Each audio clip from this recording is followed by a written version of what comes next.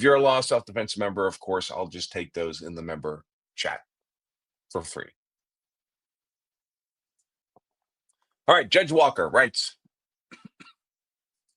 Article 3 of the Constitution vests the executive power in a president of the United States, singular, and requires him to take care that the laws be faithfully executed.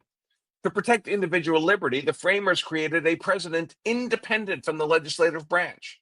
To further safeguard liberty, the framers insisted upon accountability for the exercise of executive power. This is all part of the separation of powers created by our founders, not common to other governments.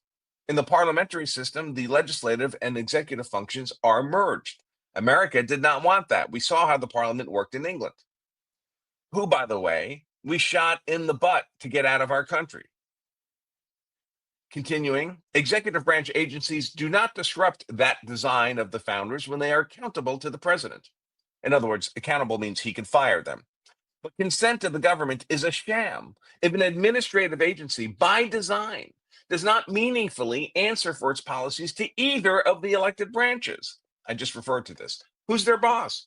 How do we hold them politically accountable? Nobody. That's why the Supreme Court has said that Congress cannot restrict the president's removal authority over agencies that wield substantial executive power. That Supreme Court's precedents control this court's case, the Court of Appeals with Wilcox and Harris. Under these precedents, the government is likely to succeed in showing that the statutory removal protections, they can only be fired for cause, for National Labor Relations Board commissioners and Merit Systems Protection Board members are unconstitutional infringements on the core and plenary powers of the Article 2 executive, separation of powers violation. The government has also shown that it will suffer irreparable harm each day, each moment. The president is deprived of the ability to control the executive branch. Conversely, the removed officials suffer no cognizable irreparable harm during the pendency of these appeals, nor do the agencies where they previously worked until the president fired them.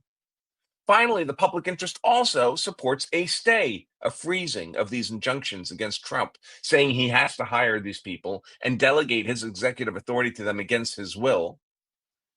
The people elected the president to enforce the nation's laws, and a stay of these injunctions serves that purpose by allowing the people's chosen officer to control the executive branch, instead of these unelected, tyrannical, black-robed federal judges who are answerable to nobody.